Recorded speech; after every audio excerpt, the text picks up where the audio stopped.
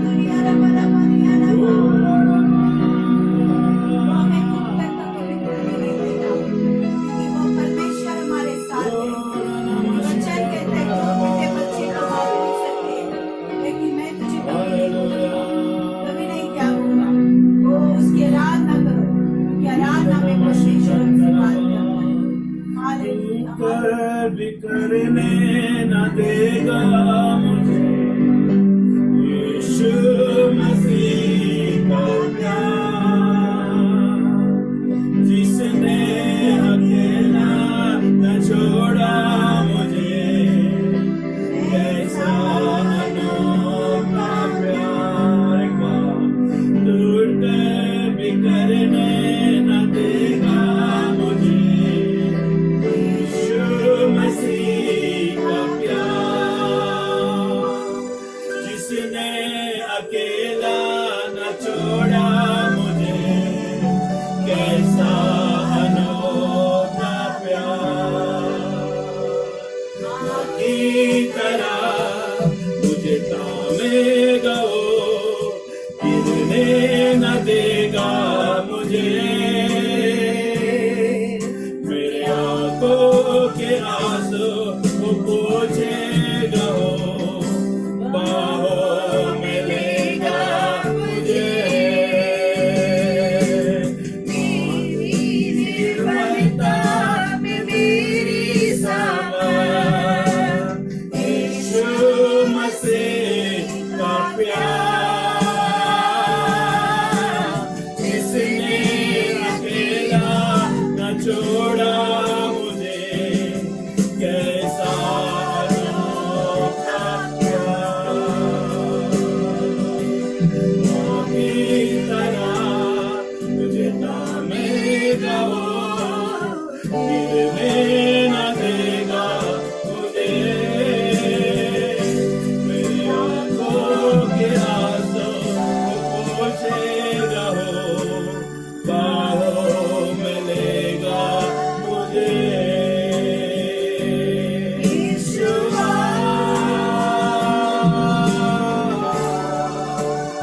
यीशुआ,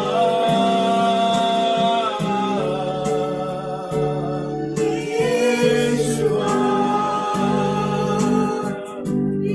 यीशुआ,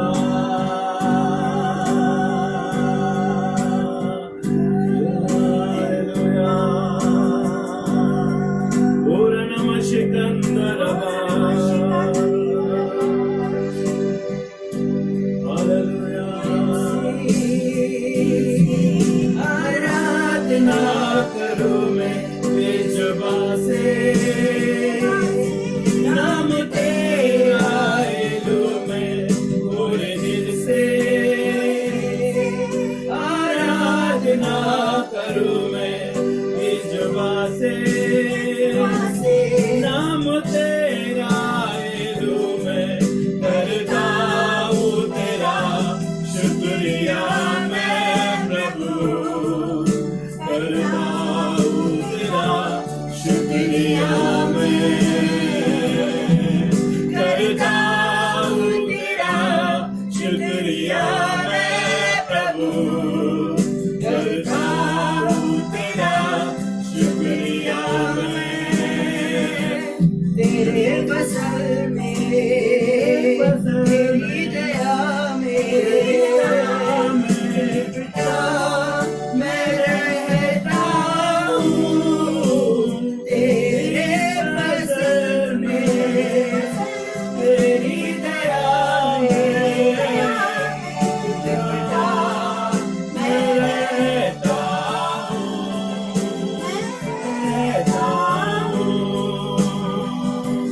जब होता हूँ बेचैन कभी, तेरे रूह मुझे थामती है, मेरे मुश्किलों में हर एक गम में खुदावन तू ही मेरा साथी है, करता हूँ तेरा शुक्रिया मैं प्रभु, करता हूँ तेरा शुक्रिया मैं, करता हूँ शुक्रिया मैं प्रभु, करता हूँ तेरा शुक्रिया मैं, जब लेता हूँ मेरा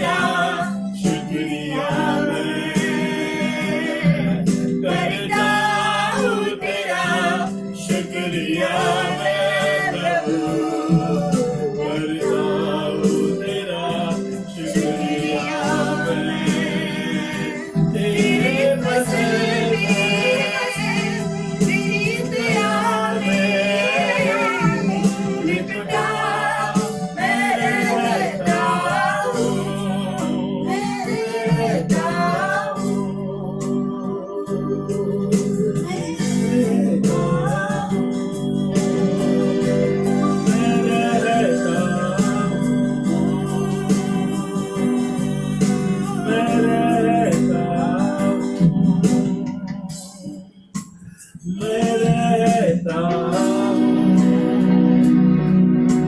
तेरी पनाह में पाऊँ मैं शिफा। तेरा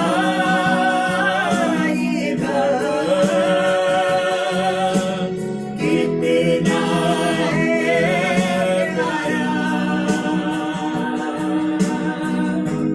तुझको मैं चाहूँ, तेरे बिन मैं पूरा हूँ। तुझको मैं पाऊँ, तेरे संग मैं पूरा हूँ। तेरे शरण में कुछ भी ना घटी, तुझको ही चाहूँ मेरी जिंदगी। तुझको मैं चाहूँ, तेरे बिन मैं अधूरा हूँ। तुझको मैं पाऊँ, तेरे संग मैं पूरा हूँ। तेरी पनाह में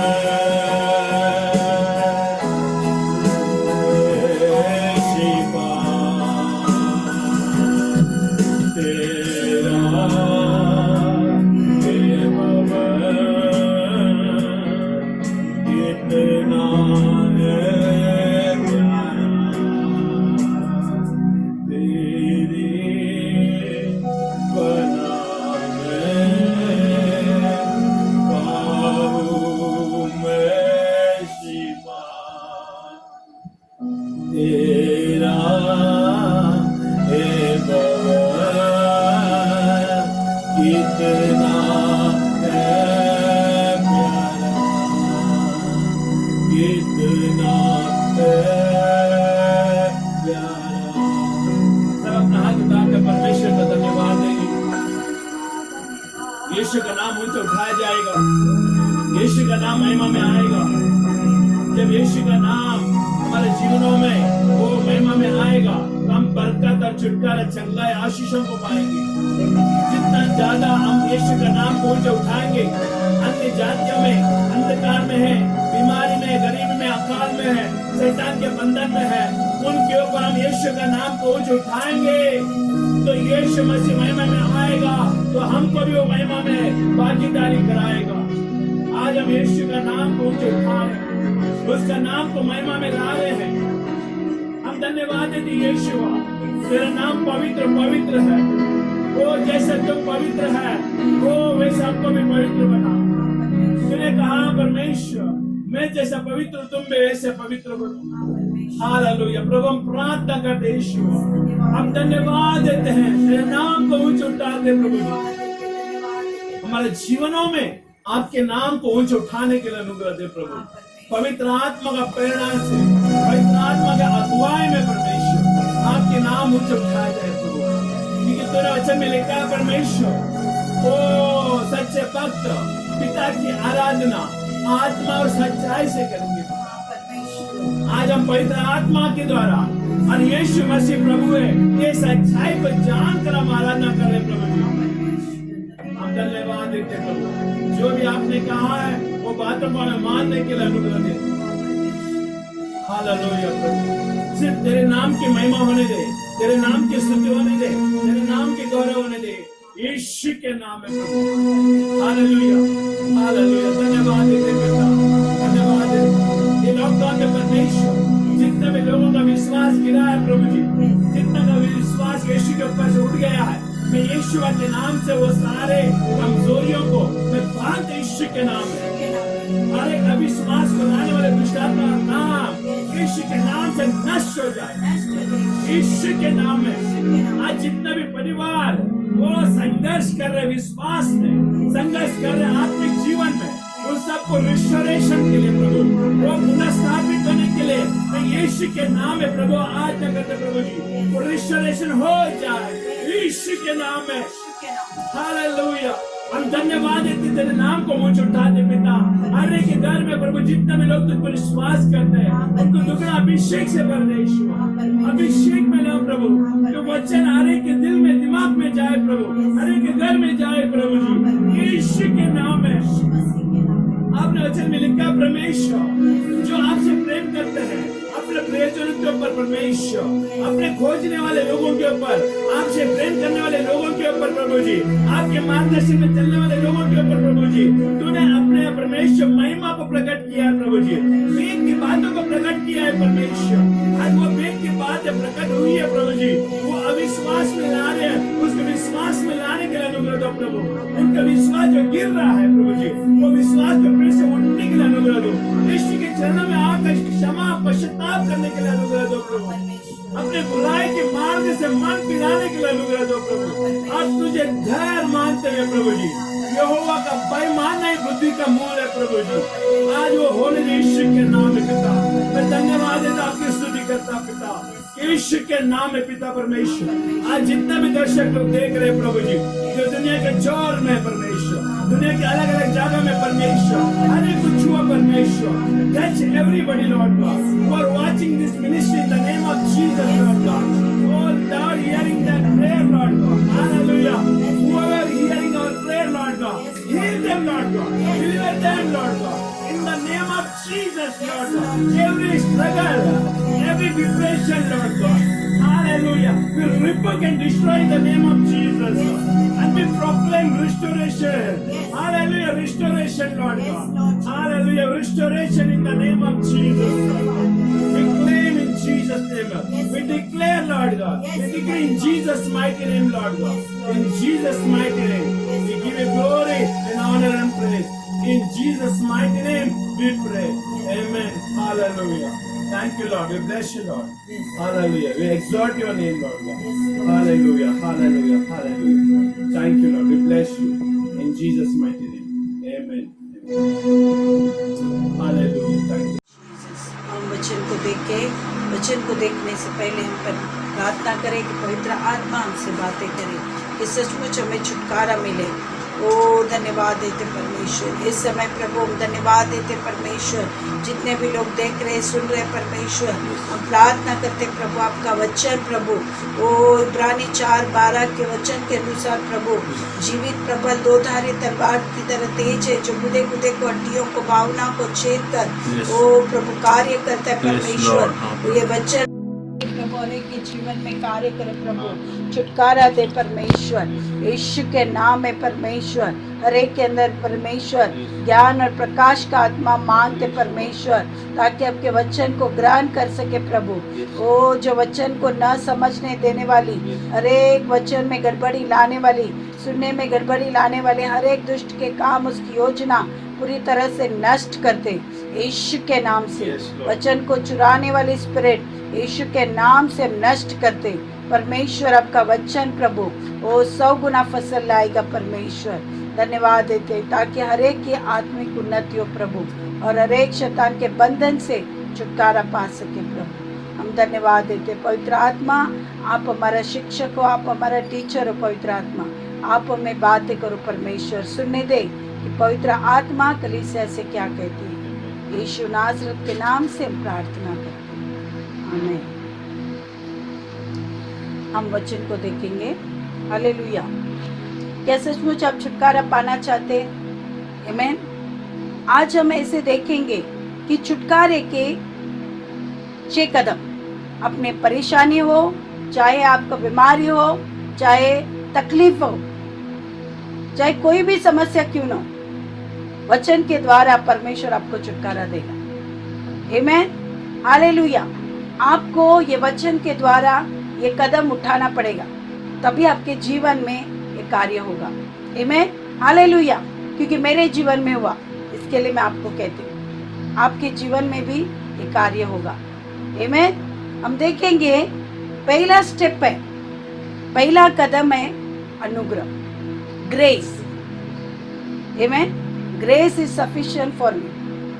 अनुग्रह है ना, काफी है हर एक परेशानी में से बाहर निकलने के लिए। इसके लिए हम वचन को देखेंगे। आमीन। यूहन्ना का 1 अध्याय का 17 वचन। आमीन। क्या लिखा है?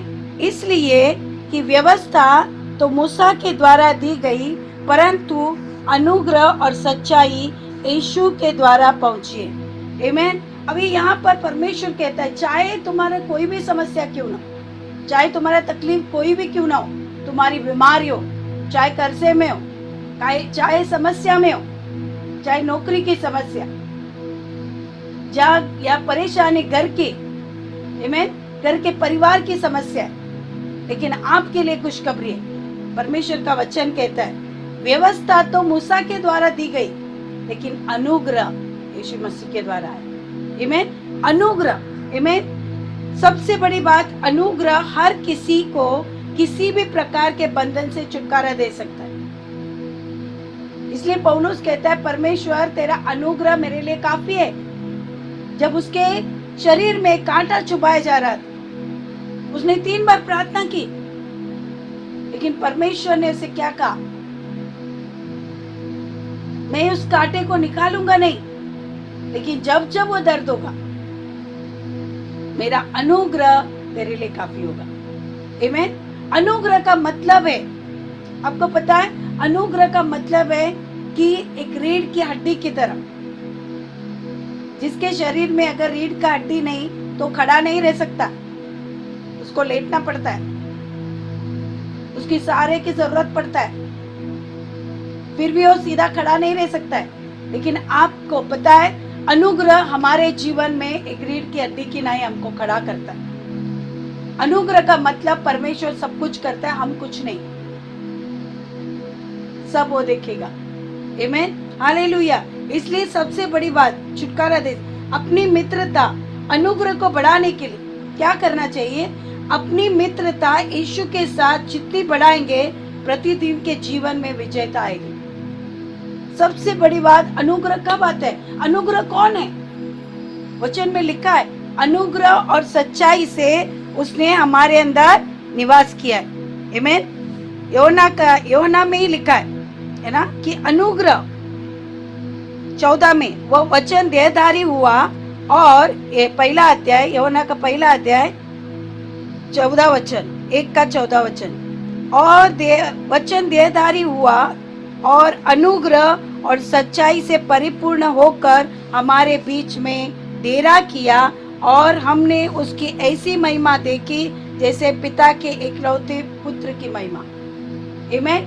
देखो यहाँ पर लिखा है, आज हमारे द्वारा हमारे अंदर अनुग्रह दूर नहीं है। अगर यीशु आपके अंदर है तो अनुग्रह आपके अंदर है, क्योंकि अनुग्रह और सच्चाई से यीशु हमारे अंदर निवास किया है। वचन देहधारी हुआ, वचन परमेश्वर है, और वही वचन देहधारी हुआ और वो हमारे अंदर निवास किया, और वही वचन अनुग्रह और सच्चाई से हमारे अंदर निवास कर रहा है। अगर अनुग्रह और सच्चाई हमारे अंदर है तो हम झूठ कैसे बोल सकते हैं? परमेश्वर का वचन में लिखा है, इफिशियंस का 6 अध्याय में, आत्मिक हथियारों के बारे में, वहां पर लिखा है कि सच्चाई से अपनी कमर कस लो। अनुग्रह और सच्चाई तो पहले ही हमारे अंदर है। आमीन। फिर झूठ कैसे निकलता है? परमेश्वर का वचन कहता है शीघ्रता पर अनुग्रह तब बढ़ेगा जब हम यीशु के साथ मित्रता बढ़ाएंगे, घनिष्ठ मित्रता। आमीन। बहुत बार हम रोते, प्रभु मेरा ये समस्या है, मेरा ये तकलीफ है, मैं कैसे बाहर निकल सकता हूँ? मेरे पास कोई चारा नहीं है, कोई मुझे नहीं देख रहा है। सिर्फ रोते बैठते, प्रभु मैं क्या करूं, मैं क्या करूं? परमेश्वर कहता है उठ, तुझे पता नहीं मेरा अनुग्रह तेरे लिए काफी है। आमीन।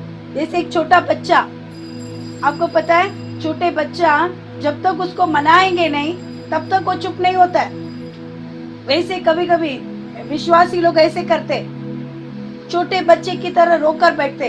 परमेश्वर कहता है कि मेरा अनुग्रह तेरे लिए काफी है। हर परिस्थिति, जो भी आज तेरी परिस्थिति है, मेरा अनुग्रह काफी है। उठ, रोना बंद कर, आमीन।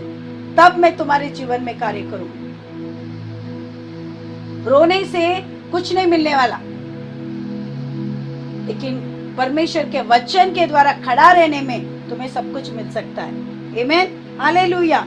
ये पहला स्टेप है, पहला कदम है। आपको अनुग्रह को जानना पड़ेगा। आप अनुग्रह में चलोगे तो पहला कदम आप छुटकारे की ओर बढ़ाओगे। मैं आपको गारंटी के साथ कहती हूँ, आप अनुग्रह को जान लो और अनुग्रह में चलना सीखो। आप छुटकारे में आगे बढ़ोगे। आमीन। आपका डर जो है वो छुटकारे में परिवर्तन होगा। इसलिए अनुग्रह, परमेश्वर कहता है रोना बंद कर, मैंने सब कुछ किया है, मेरा अनुग्रह है, तू इस परिस्थिति में से बाहर निकल सकता है, इस बीमारी से बाहर निकल सकता है, इस लॉकडाउन में से बाहर निकल सकता है, इस कर्जे से बाहर निकल सकता है, इस गरीबी से बाहर निकल सकता है। आमीन। कोई ऐसी बात है जो आपको सता रही है, आप किसी से नहीं कह सकते, आप उसमें अंदर ही अंदर जूझ रहे हो, लेकिन आपके लिए खुशखबरी है, उसमें से भी आप बाहर निकल सकते हैं, क्योंकि अनुग्रह बड़ा है। यीशु मसीह आपके अंदर अनुग्रह और सच्चाई से निवास कर रहा है। आमीन। हम दूसरा देखते, दूसरा कदम क्या है? ये पहला कदम है, आपको पहले कदम से शुरू करना है। अनुग्रह में जो भी करेंगे वो सब कुछ पूरा होगा। आमीन। अनुग्रह में घमंड नहीं होता, क्योंकि अनुग्रह में घमंड करने का गुंजाइश ही नहीं है, क्योंकि अनुग्रह सब कुछ करता है। आमीन। इसलिए grace is sufficient for me, है ना। अनुग्रह मेरे लिए काफी है। हम उस गाने को क्या कहते, यहोवा ईरे, उपाय करने वाला, तेरा अनुग्रह मेरे लिए काफी है। हर परिस्थिति में तू मेरे लिए अनुग्रह लेकर आकर मेरे लिए मार्ग खोलता है। आमीन। दूसरा है आमीन, स्तुति, आराधना। क्या परमेश्वर की आराधना करते हो? क्या स्तुति करते हो? सीधा बैठते प्रार्थना करने? अरे अगर मिनिस्टर को ये आता है तो पहला क्या करते हैं? उसका स्वागत करते हैं। आमीन। अगर वो मिनिस्टर आता है और उसका स्वागत नहीं हुआ तो आपको जो देना है वो नहीं देगा जिसके लिए वो आया है। आमीन। अगर परमेश्वर आपके लिए अनुग्रह है, लेकिन अनुग्रह है करके पाप करते नहीं रहे, अरे चलेगा, अभी पाप किया, अभी गलती हो गया, इधर माफ मांगेगा। अनुग्रह, अनुग्रह सस्ता नहीं है। अनुग्रह के लिए यीशु मसीह ने दाम चुकाया है। आमीन। इसलिए रोमन्स अध्याय में 6 में लिखा है, अनुग्रह है करके पाप करते जाए, कदापि नहीं, कदापि नहीं। इसका मतलब कभी नहीं। अनुग्रह का गलत फायदा नहीं उठा सकते।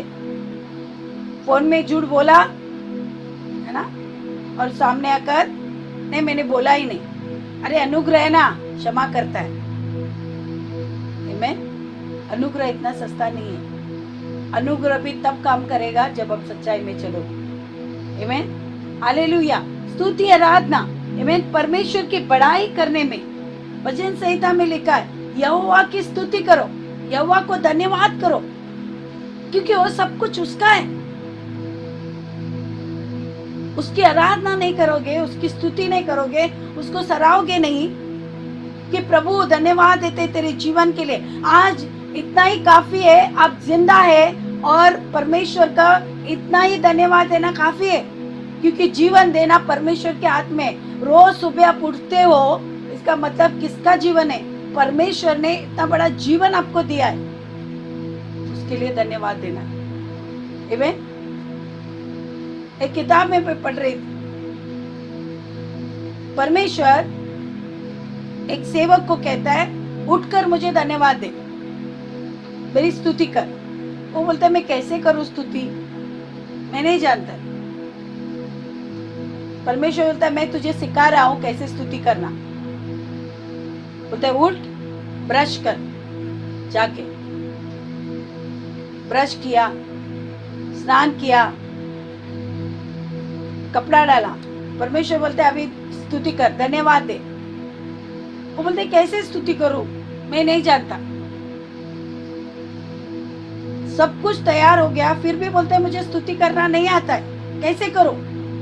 परमेश्वर कहता है ठीक है, अभी मैं तुझे स्तुति करना सिखाऊंगा, जाकर लेट जाओ। बोलते हैं और तब वो समझ गया अभी लेटने के बाद तो मैं स्तुति कर नहीं सकता। इवन अगर लेटेगा और मर जाएगा तो स्तुति कर सकते हैं? नहीं। आपके अंदर आज का जीवन दिया है, आज का दिन दिया है, तो उठकर परमेश्वर की स्तुति करो। उसको कहते हैं धन्यवाद। देखो परमेश्वर कैसे रोज हर एक को जिलाता है, कैसे उसके पूरा कैलकुलेशन में रखा हुआ है कि किसको जिलाना है, कितना बजे जिलाना है। इसलिए हमारा परमेश्वर न कभी सोता है, न कभी ऊँघता है, न कभी डुलकी लेता है। वो इतना परमेश्वर है ना, बिजी है, काम करने में तत्पर है। इसलिए परमेश्वर यीशु मसीह कहता है मैं काम कर रहा हूँ, वो रात आने वाली है, उस दिन मैं काम नहीं कर सकता हूँ।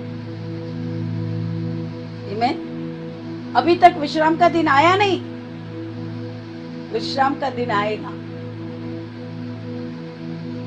जब यीशु मसीह आएगा बादलों पर और हम सबको लेकर जाएगा, तब विश्राम का दिन आएगा। आमीन। लेकिन अभी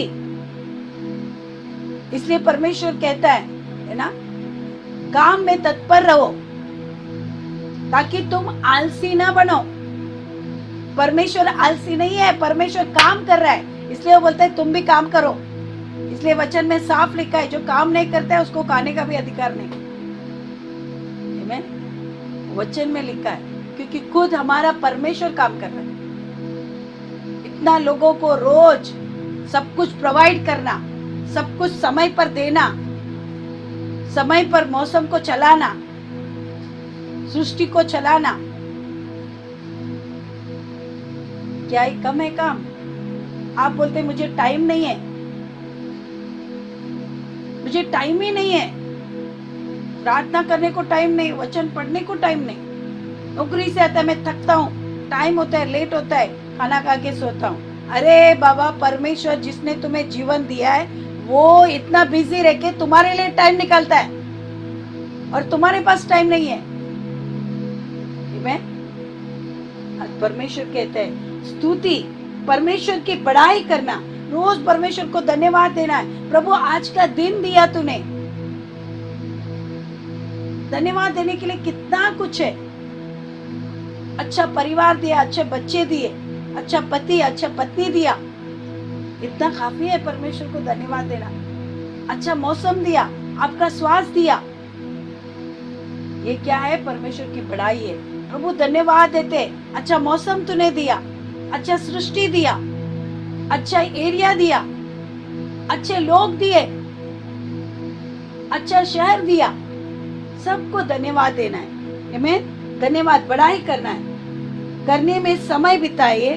बड़ी सामर्थ, जब हम बड़ाई करते हैं ना तो परमेश्वर का सामर्थ्य उतरता है। आपको एक गवाही देते हैं। आमीन। एक पति पत्नी के बीच में बहुत झगड़ा हो रहा था और पति पत्नी को बहुत परेशान, बहुत तकलीफ देता, शराबी था। पत्नी ने कहा, वो विश्वासी थी, उसने कहा आज मैं ये घर में नहीं रहूंगी, मैं घर छोड़ के जाऊंगी। और वो पास्टर के पास आके कही, पास्टर साहब बस हो गया, अभी मैं उस पति के साथ नहीं रह सकती, मैं जा रही हूँ। पास्टर ने कहा ठीक है, जाने से पहले हम एक प्रार्थना करें, तू मेरे साथ एक प्रार्थना कर, मैं बोलता हूँ वैसे बोल। उसने कहा ठीक है। उसने प्रार्थना करना शुरू किया।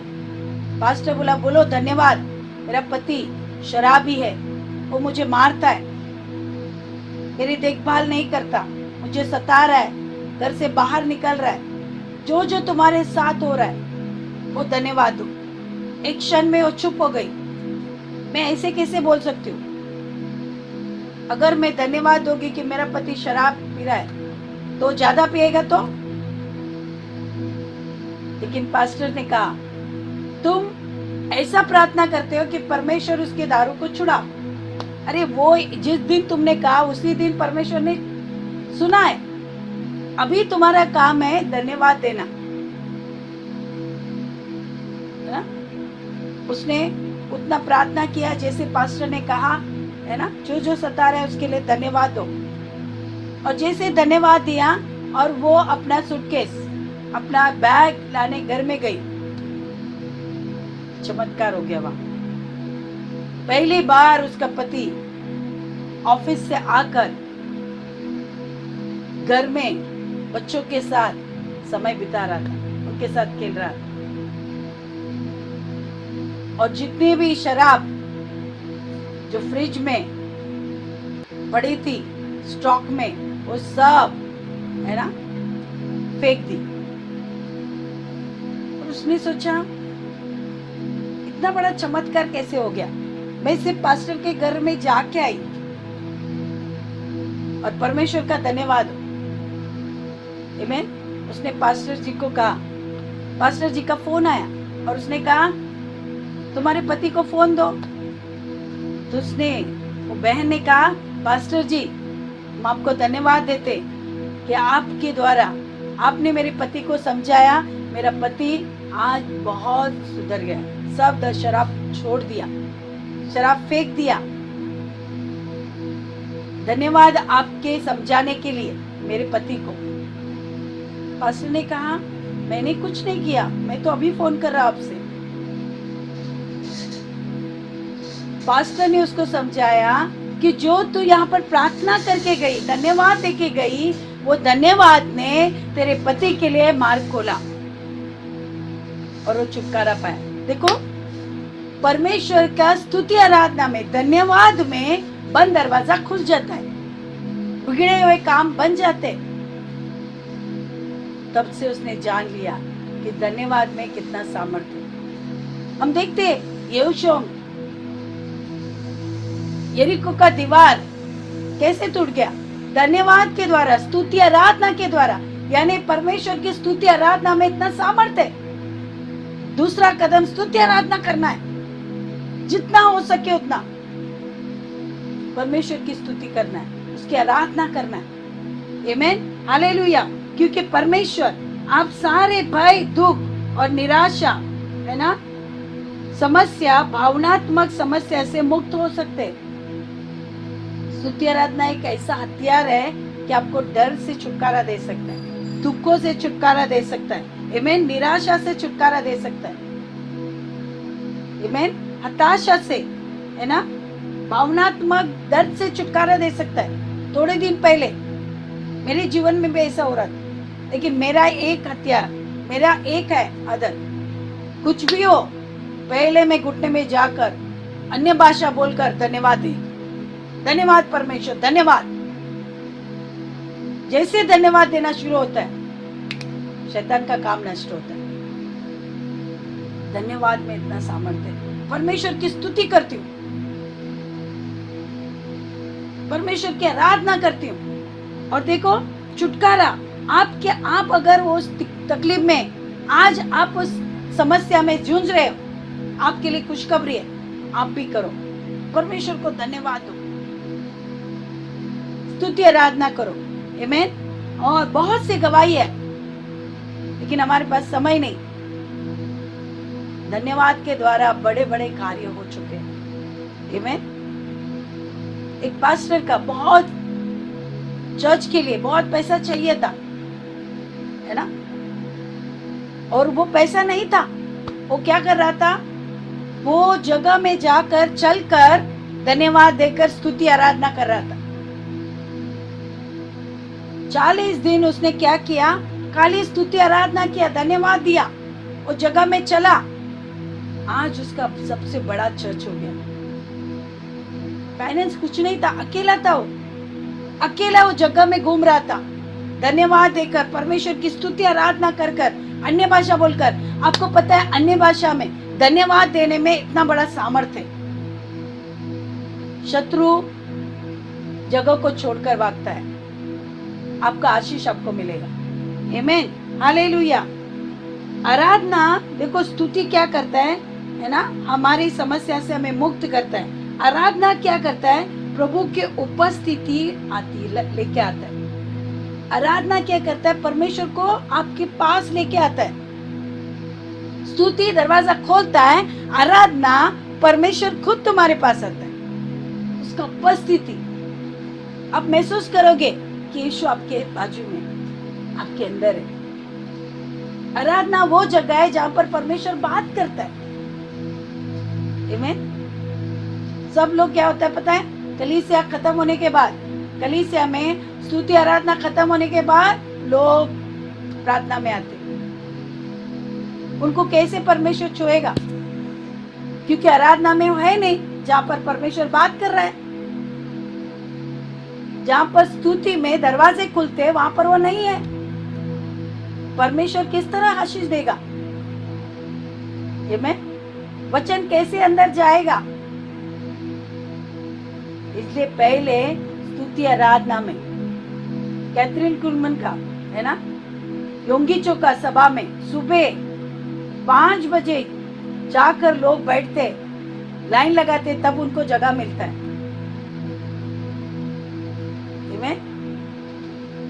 परमेश्वर को अच्छा समय दो, स्तुति आराधना। आमीन। आराधना क्या करता है, परमेश्वर की उपस्थिति को लेकर करता है और आपके भावना को क्या करता है, स्थिर करता है। आमीन। भावना किधर भी भागता है ना, लेकिन आराधना क्या करता है, आपके भावना को स्थिर करता है, भागने नहीं देता है, स्थिर करता है। शांत रहो, परमेश्वर के वाणी को सुनो। ये दूसरा कदम बहुत महत्वपूर्ण है, स्तुति आराधना। आमीन। स्तुति आराधना करना है। तीसरा कदम है, हम देखते हैं परमेश्वर का वचन। आमीन। परमेश्वर का वचन, नीति वचन 4:22 में हम देखेंगे परमेश्वर का वचन कितना महत्वपूर्ण है। ये तीसरा कदम वचन है।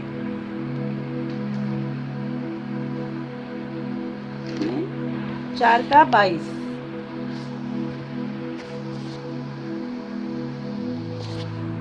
में क्या लिखा है, क्योंकि जिनको वे प्राप्त होती है वे उनके जीवित रहने का और उनके सारे शरीर के चंगे रहने का कारण होती है। देखो, जिसको वचन मिलता है वो क्या होता है, जीवित रहने का कारण बनता है। आमीन। जीवित रहने का कारण क्या बोलता है, जिसको वचन मिलता है वो जीवित होने का कारण मिलता है, वो जिंदा रहेगा। जिसके अंदर वचन है वो जिंदा है, क्योंकि यीशु मसीह जीवित है। आमीन। जिंदा रहता है और जीवित रहने का, और उसके सारे शरीर है ना, सारे शरीर के चंगे रहने का कारण होता है। जिसके अंदर वचन है ना, वो कभी बीमारी में लंबा देर तक नहीं रहता। मैं आपको गवाही देती। मुझे जब मेरा सेकंड बाबा के समय शुगर बोला था, मैंने कहा नहीं, मुझे नहीं है। मैंने वो बंधन को तोड़ा, आमीन।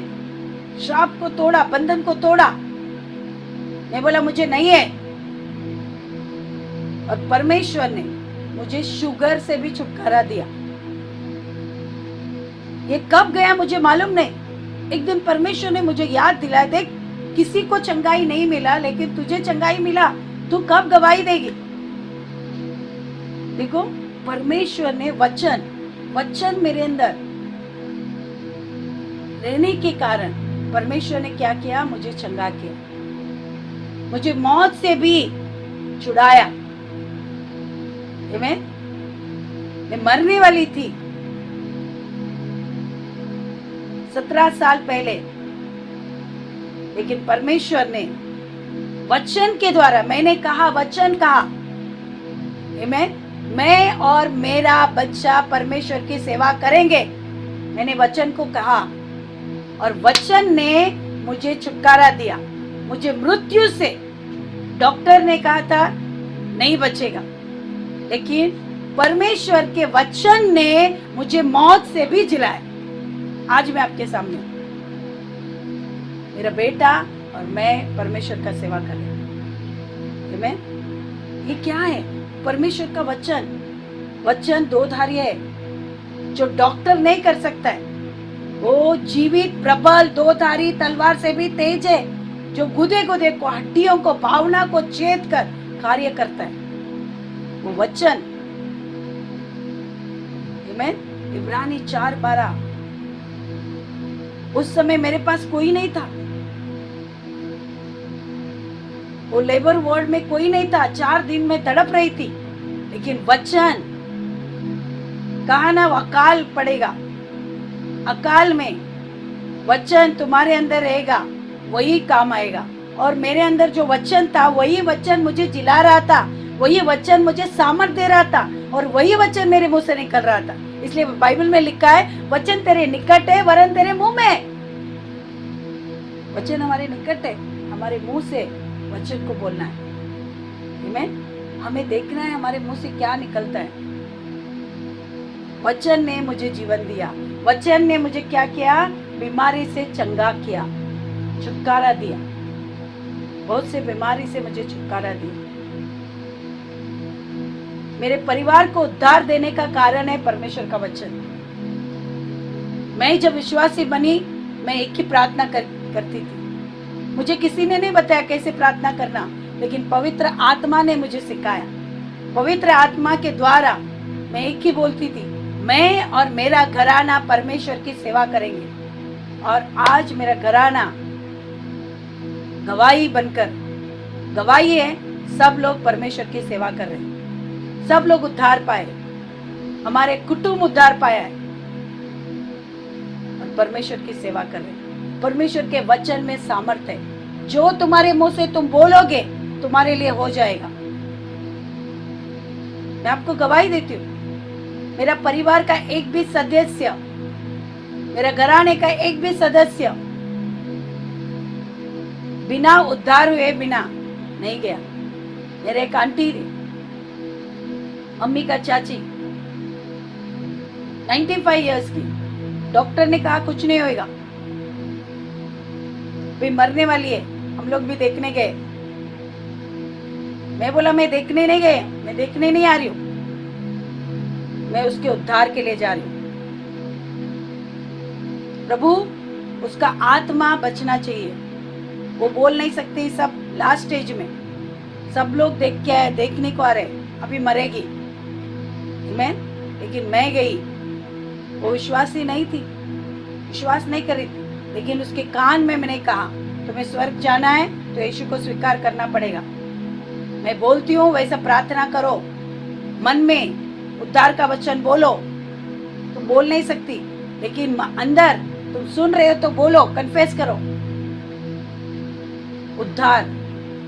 और आपको गवाही देती हूँ कि उसके आंख से आंसू आने लगे। जो कुछ नहीं कर रही थी, कोमा में, और डॉक्टर ने कहा अभी कुछ नहीं होएगा, लेकिन उद्धार का वचन जो प्रभु ने हमें सुसमाचार बोला है ना, वो सुसमाचार में सामर्थ्य है। मैंने वो सुसमाचार दिया, स्वर्गीय, स्वर्ग में जाने का सुसमाचार, पाप से बचने का सुसमाचार, और वही सुसमाचार ने वो मौत से उसको जिलाया। मैंने उद्धार का प्रार्थना करके आ गई। मैं विश्वास किया कि उसके आंख से आंसू गिरे, उसने पश्चाताप किया, मेरा काम हो गया, मैं आ गई घर। और थोड़ी देर के बाद पता चला, है ना, वो उठकर बैठ के खाना खाने लगी। आमीन। और भी जीव, 98 साल, परमेश्वर का धन्यवाद, है ना। ये है हमारा परमेश्वर। हमारा परमेश्वर जिलाता है उद्धार का वचन। और एक गवाही है, वचन में सामर्थ्य है, उसके बारे में मैं बताती हूँ आपको। हम सुसमाचार दे रहे थे और एक जगह में एक भाई मौत से जूझ रहा था, सब गांव के लोग आए थे। अभी इसका मैल स्मशान में लकड़ी बोल के आ गए, अभी इसका मैत आने वाला है। गांव के लोग देखने आए, मैं और दूसरा हम दोनों बहनें सुसमाचार उस एरिया में दे रहे थे। उन्होंने कहा थोड़ा आकर इनको भी प्रार्थना करो कि भी ये मरने वाले अभी, है ना, संसार की रीत में क्या है, इसको शुद्ध करो ताकि इसको मुक्ति मिले। हमने देखा वहां, है ना, मुर्दे के समान पड़ा है।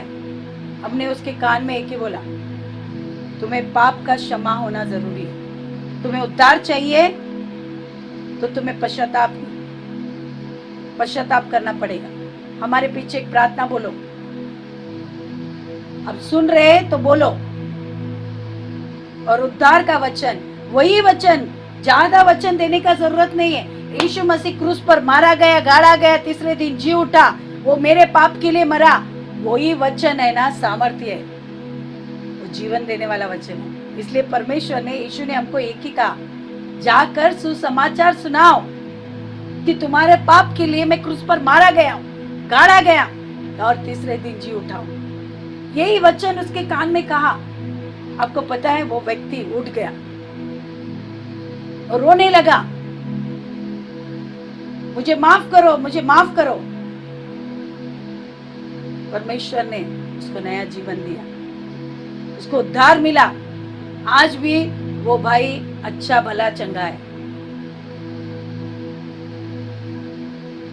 आज कितने साल हो गए, आज भी वो जीवित है, प्रभु के पीछे चल रहे हैं, प्रभु की सेवा कर रहे हैं।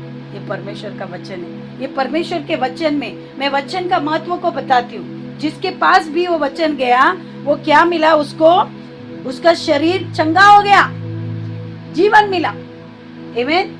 दूसरा, आमीन, इसलिए बोलता है भजन संहिता 107 का 20, भजन संहिता साम्स 107:20 में उसमें क्या लिखा है देखो।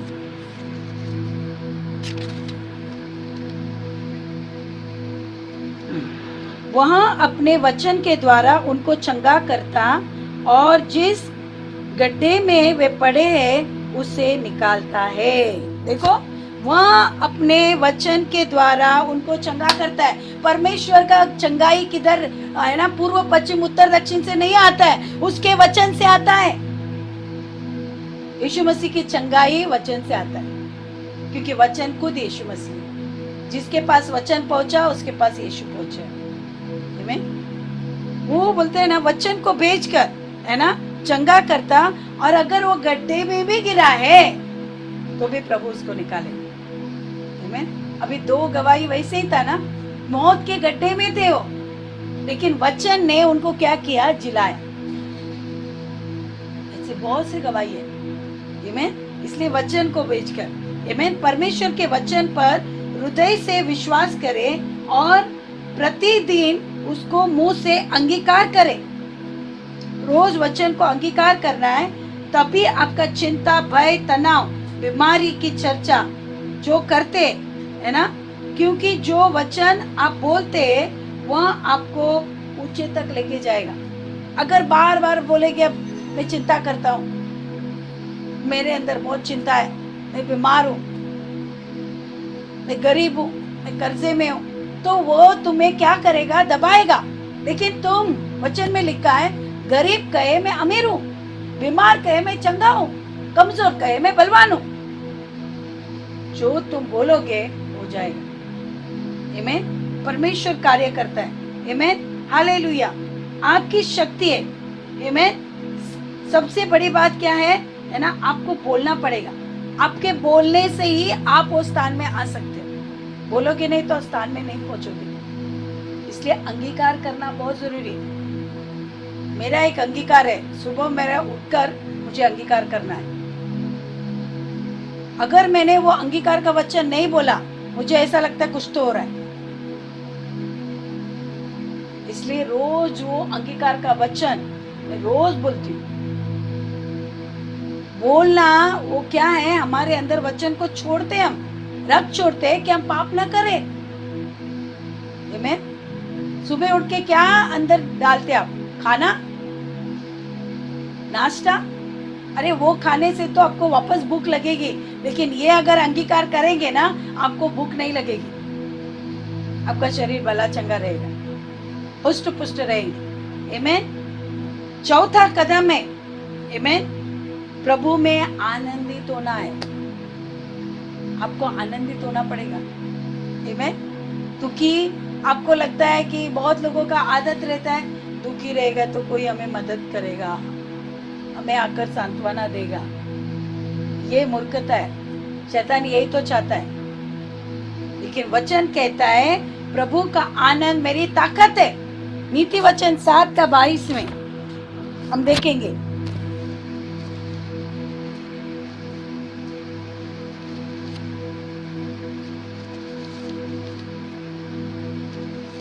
में 7:22 में लिखा है, तेरा है ना, वह तुरंत उसके पीछे हो लिया, जैसे बैल कसाई खाने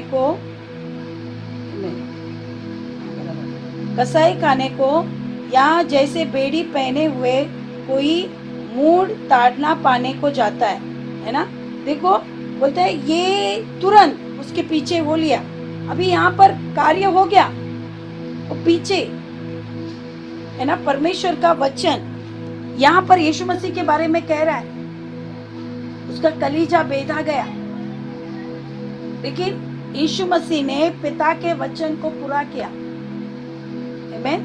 उसने दुखी नहीं रहा, आनंदित हो गया। पिता, कल एक ही बार उसने कहा, पिता अगर हो सके तो ये प्याला मुझसे दूर कर, लेकिन मेरी इच्छा नहीं तेरी इच्छा पूरी हो। आमीन। उसने वो आनंद से वो प्याले को लिया। आमीन। प्रभु का आनंद हमें क्या करता है? ताकत देता है। आमीन। 17:22 नीति वचन 17:22 क्या लिखा है? मन का आनंद अच्छी औषध है, परंतु मन के टूटने से हड्डियां सूख जाती है। मन का आनंद अच्छी औषध है। अगर मन अच्छा रहेगा ना तो आपको दवा का जरूरत नहीं पड़ेगा। आपका अच्छा मन ही आपको चंगा करता है। आमीन। लेकिन अगर कुड़कुड़ा कर रहेंगे, है ना, किसी के प्रति कड़वाहट रखेंगे, तो क्या होगा पता है? अंदर ही अंदर घुटते घुटते रहोगे, आपकी हड्डियां है ना सड़ती जाएगी। वो दिमाग की तरह होता है वो व्यक्ति जो अंदर ही अंदर घुट के रहता है, कभी वो आनंदित नहीं रहता है। वो क्या है बोलते हैं, उसके हड्डियों को है ना, हड्डियां सूख जाती है, और हड्डियां सूखने से क्या होता है? आर्थराइटिस होता है, पित्त होता है, पचन नहीं होएगा, शरीर में दर्द शुरू होगा। इसलिए किसी के भी प्रति अंदर कुछ भी मत रखो, वो आपके लिए हानिकारक है। लेकिन आनंदित रहो। अगर कोई तुम्हें सता रहा है, आनंद मनाओ, खुशी मनाओ, क्योंकि स्वर्ग का राज तुम्हारा है। आमीन। आनंदित क्या करना है? इसलिए नेहमिया का वचन में है ना क्या लिखा है? एक प्रसन्न हृदय एक अच्छी औषध है। आमीन। यहोशू के 8:10 में लिखा है, यहोवा का आनंद आपकी शक्ति है। यहोवा का आनंद मेरा ताकत है। आनंद क्या करता है? हमको ताकत देता है। अगर दुखी रहेंगे ना तो आप कमजोर हो जाते हैं। देखो कोशिश करके, दुखी में आपका शरीर काम नहीं करता है, आपसे कुछ नहीं होता है। लेकिन आनंद में चाहे ज्यादा भी काम होएगा ना, आप आनंदित रहोगे ना तो कितना भी काम करोगे आप थकोगे नहीं, क्योंकि एक आनंद रहता है। आमीन। आनंद क्या करता है? हमें ताकत देता है। इसलिए परमेश्वर का वचन कहता है, देखो जरीको का दीवार कैसे टूटा, वो लोग आनंद से परमेश्वर की स्तुति कर रहे थे। कुड़कुड़ा करने, अरे इतना बड़ा दीवार कैसे टूटेगा, 7 दिन हो गए, 7 दिन में 7वां दिन तो 7 बार बोला। वहां पर भी रहेंगे कुछ लोग ऐसे कुड़कुड़ाने वाले, क्या पागलपन है ऐसे घूमने का खाली। लेकिन कोई लोग है वहां पर जो परमेश्वर के वचन के ऊपर विश्वास करते थे, और वचन ने उनको क्या किया? आनंदित किया। आमीन। आपको शक्ति, यदि आपके पास आनंद है तो आपके पास शक्ति भी है, और आप शैतान को हरा सकते हैं। अगर आपके पास आनंद है तो आप शैतान को हरा सकते हैं। आपके पास आनंद है, दुखी है ना, तो शैतान को आप हरा नहीं सकते, वो आपके ऊपर अधिकार करेगा। आमीन। हम जल्दी जाएंगे। आमीन। और सबसे बड़ी बात, यीशु के नाम से शैतान भागेगा। अगर आपके पास आनंद रहेगा तो यीशु के नाम से उसको डांटो, वो निकल जाए। आमीन। हालेलुया। इसलिए पौलुस कहता है फिलिपियन 4:4 में, मैं प्रभु में सदा आनंदित रहे। मैं फिर कहता हूँ आनंदित रहो।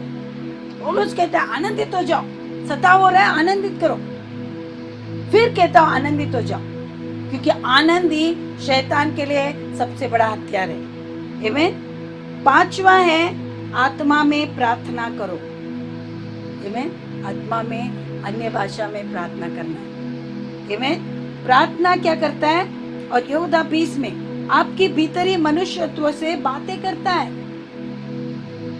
आत्मा में प्रार्थना करना बहुत जरूरी है, क्योंकि आत्मा, हमारी आत्मा परमेश्वर के आत्मा से बातें करता है। इसलिए रोमन्स 8:26 में लिखा है, जब तुम नहीं जानते प्रार्थना करना, तब मेरी आत्मा तुम्हारे अंदर, हमारे अंदर, हमारे आत्मा के साथ ऐसी आए भर भर कर प्रार्थना करता है जो हमारे बयान से बाहर है, जो परमेश्वर की इच्छा के अनुसार प्रार्थना करता है। इसलिए आत्मा में प्रार्थना करना है, तब बोलता है आप छुटकारा पाओगे। आमीन। हालेलुया। परमेश्वर से आपकी उन्नति होता है। इस आत्मा में प्रार्थना के द्वारा क्या होता है? आपका उन्नति होता है। आमीन। इस प्रकार भय और चिंता आपसे दूर भागती है। आमीन। और तीसरा बात, लास्ट है ना, संगति। पहला अनुग्रह, दूसरा स्तुति आराधना, तीसरा परमेश्वर का वचन, चौथा प्रभु का आनंद। आमीन। 5वां आत्मा में प्रार्थना करना। आमीन। और लास्ट है संगति। क्या आप संगति करते हो? जहाँ संगति नहीं, वहाँ पर कुछ भी नहीं। आमीन। नीति वचन 24:6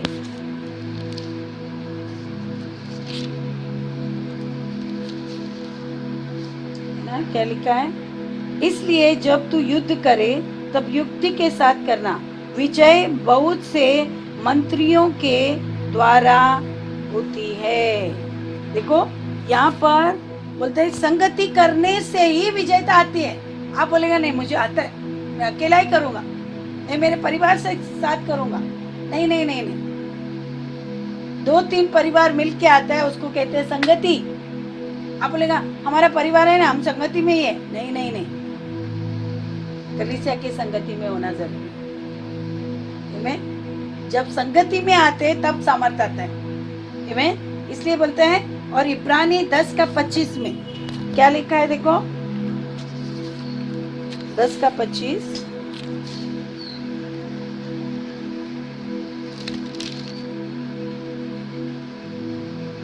और एक दूसरे के साथ इकट्ठा होना न छोड़े, जैसे कि कितनों की रीति पर है, पर एक दूसरे को समझाते रहे, और जो जो उस दिन को निकट आते देखो तो और भी अधिक किया करो। ये देखो परमेश्वर साफ साफ कहता है ना। बोलते हैं ऐसे दिन जब आएंगे तो एक दूसरे के साथ इकट्ठा होना न छोड़े। कितनों ने क्या किया है ना, एक दूसरे को बोलते समझाओ। आज लोगों को समझाते हो, नहीं समझ रहे, दूर भाग रहे, संगति नहीं चाहिए। लेकिन आपको पता है दिन निकट है। यही तो शैतान चाहता है कि उसकी कलीसिया बिखर जाए, उसकी भेड़े बिखर जाए। हम बोलेंगे उधर ही प्रार्थना है ना, उधर भी प्रार्थना है, यीशु एक जगह, सब जगह एक ही जगह में चलेगा, हम उधर ही करेंगे प्रार्थना। नहीं, आपका परिवार क्या सब जगह किधर भी रहता है? आप परिवार है ना, आपके परिवार कौन से भी घर में जाके रहेंगे, चलेगा? परिवार को पूछते हैं ना, आज अगर वो घर में नहीं आया आपका बेटा, तो आप क्या करेंगे? आप उसको पूछेंगे कल किधर था? वो कहेगा मेरा फ्रेंड का घर में, तो पिता क्या कहेगा? अभी फ्रेंड का घर में ही रहे, तेरा घर नहीं है, तुझे पता नहीं घर में आना है। संगति में वो होता है। बहुत लोग सोचते हैं चलेगा, उधर भी यीशु है, इधर भी यीशु है। यीशु का महत्व, यीशु ने क्या कहा है वो तुम सुनो। यीशु कहता है संगति में रहो, ना कि बिखर जाओ। वचन तो सब जगह सेम है ना? नहीं, परमेश्वर ने एक परिवार अलग अलग क्यों दिया है? परिवार अलग अलग है ना? क्या सब मिलके एक ही परिवार है? नहीं, वैसे कलीसिया भी सबको अलग अलग दिया है, और उनको संभालने के लिए परमेश्वर ने अगुओं को दिया है। अगुए पूछेंगे तो नहीं नहीं हम उधर जाएंगे, उधर जाएंगे। अरे पिता को तुम बोल नहीं सकते? इतना तुम्हें पाला और अब तुम बोलेंगे नहीं नहीं अभी मुझे सब आता है, मैं तुमको छोड़ के जाऊंगा। बाइबल में एक पिता का है ना, नूह है ना, जब वो बोलते बिना वस्त्र का था तो एक बेटे ने उसका मजाक उड़ाया, एक बेटे ने उसको डांट दिया और पिता ने उसको आशीष दिया। जिसने उसको डाका उसको आशीष मिला। पिता का पास रहने में ही आशीष मिलता है। आज सब क्या करते पता है?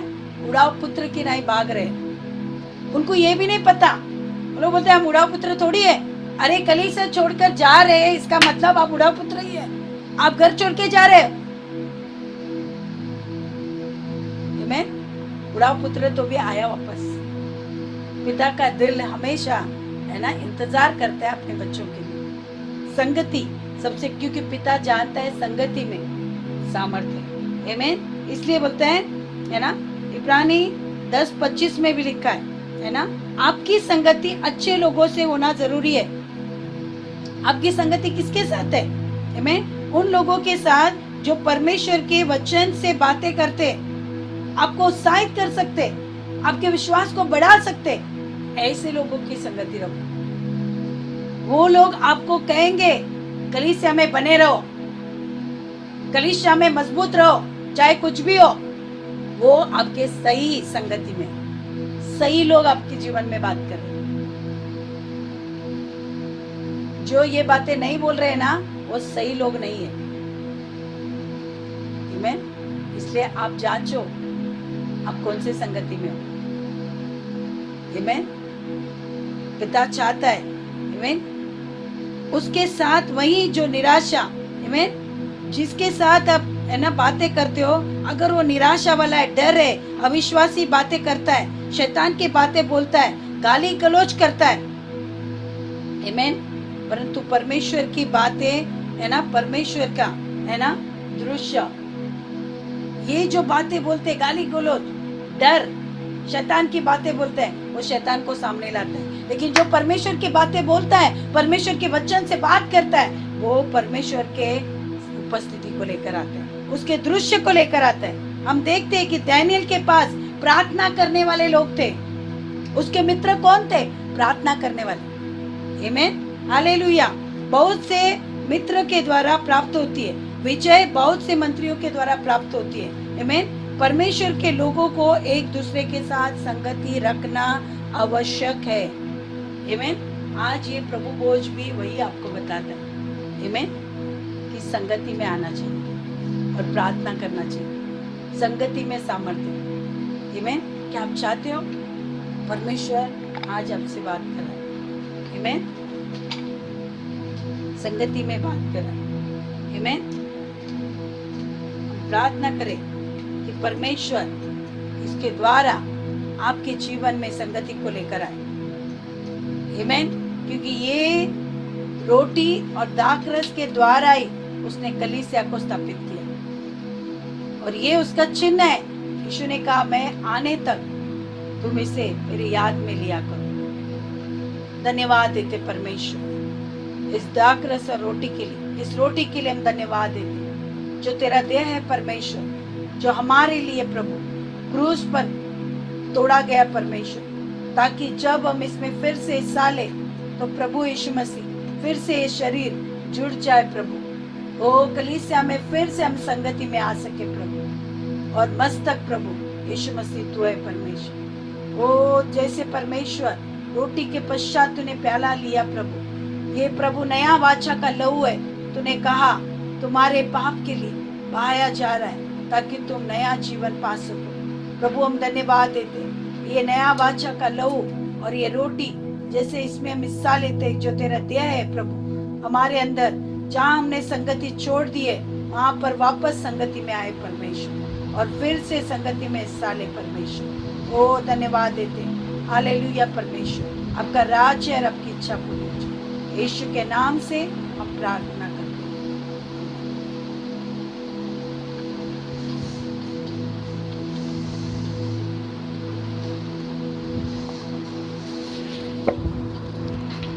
हम प्रार्थना करें, परमेश्वर आपको आशीष दे। और सच में आपको अगर ये वचन, आमीन, परमेश्वर आपको इस वचन के द्वारा बात कर रहा है, सच में आप छुटकारा चाहते हो तो ये 6 कदम आप करो। अनुग्रह में चलो, आमीन, परमेश्वर की स्तुति आराधना करो, आत्मा में प्रार्थना करो, प्रभु में आनंदित रहो, संगति में रहो, परमेश्वर आपको बरकत देगा। और सच में मैं कहती हूँ आप छुटकारा पाओगे।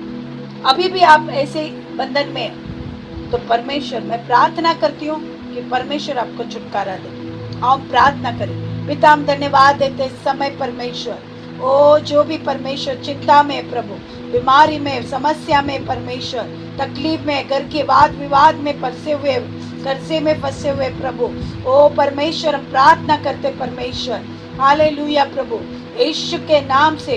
वो दिमाग काम नहीं कर रहे प्रभु, यीशु मसीह के नाम से इस समय परमेश्वर आपका अनुग्रह उनके लिए काफी है। इसी समय छुटकारे को उनके जीवन में मैं घोषणा करती हूँ यीशु के नाम से। हर एक दुष्ट आत्मा के काम उनके ऊपर से नष्ट हो जाए, जो संगति करने में रोकती है, प्रार्थना करने में रोकती है, परमेश्वर की स्तुति आराधना करने में रोकती है, परमेश्वर के अनुग्रह में चलने में रोकती है, आत्मा में प्रार्थना करने रोकती है। हर एक दुखी करने वाली दुष्ट आत्मा मैं तुझे डांटे यीशु के नाम से, लोगों के ऊपर से छोड़ दे, निकल जाए इसी समय।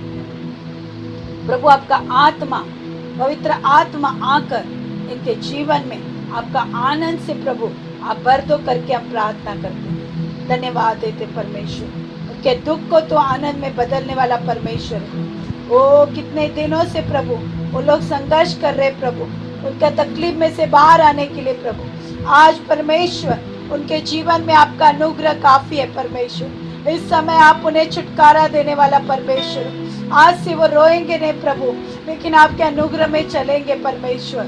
ओ धन्यवाद देते, आपके घर में कोई कमाने वाला नहीं है, आप घर में ओ निराश में, हताश में हो और परमेश्वर से कह रहे हैं प्रभु कैसे चलेगा, हमें कोई रास्ता नहीं दिख रहा है, लेकिन आज प्रभु आपसे कह रहा है मेरा अनुग्रह तेरे लिए काफी है।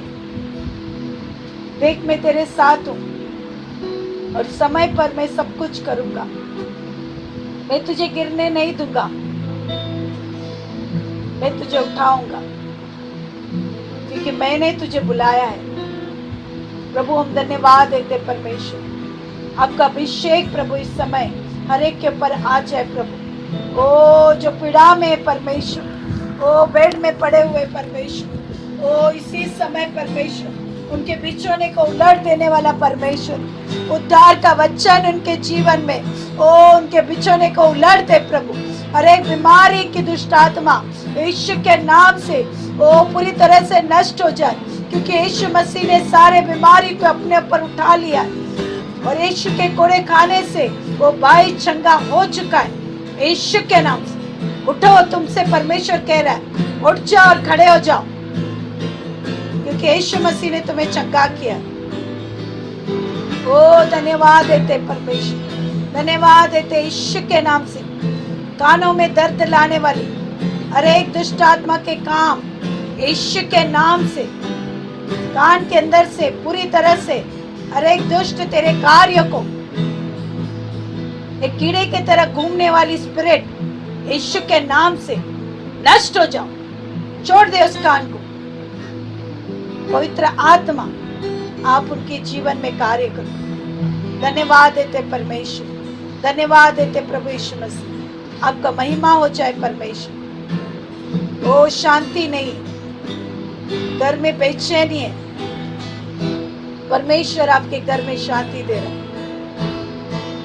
आपकी कमाई पर परमेश्वर बरकत दे रहा है। आपके शरीर में, आपके पेट में सांप की नहीं घूमने वाली स्पिरिट यीशु नाजरत के नाम से अभी इसी समय आपके पेट के ऊपर हाथ रखो।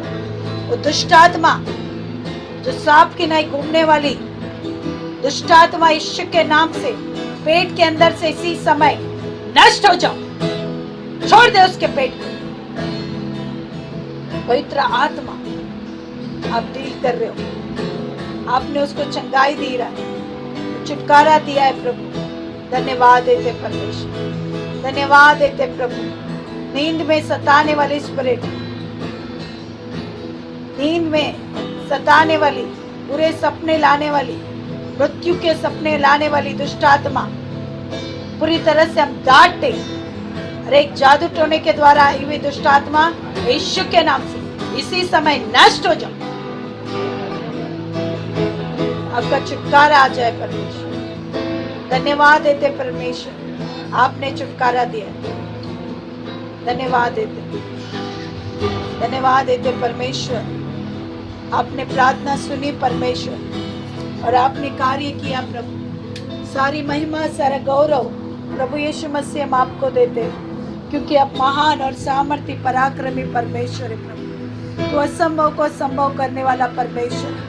ओ भले संसार में लॉकडाउन हो सकता है प्रभु, लेकिन आपका वचन बंधन में नहीं है प्रभु। आपका वचन आज भी जीवित प्रबल है प्रभु। ओ परमेश्वर, वो वचन प्रभु कार्य कर रहा है प्रभु, और वो वचन ही यीशु मसीह आप है परमेश्वर। धन्यवाद देते प्रभु, आप मृत्यु पर विजय पाए हो प्रभु। हम धन्यवाद देते यीशु मसीह। सारी महिमा, सारा गौरव प्रभु यीशु मसीह हम आपको देते। यीशु के नाम से हम प्रार्थना करते, हम विश्वास करते प्रभु ने आपको छुआ। आप परमेश्वर को धन्यवाद दो। आप लाइक कर सकते, सब्सक्राइब कर सकते और परमेश्वर को धन्यवाद दे सकते। यीशु के नाम से जय मसीह।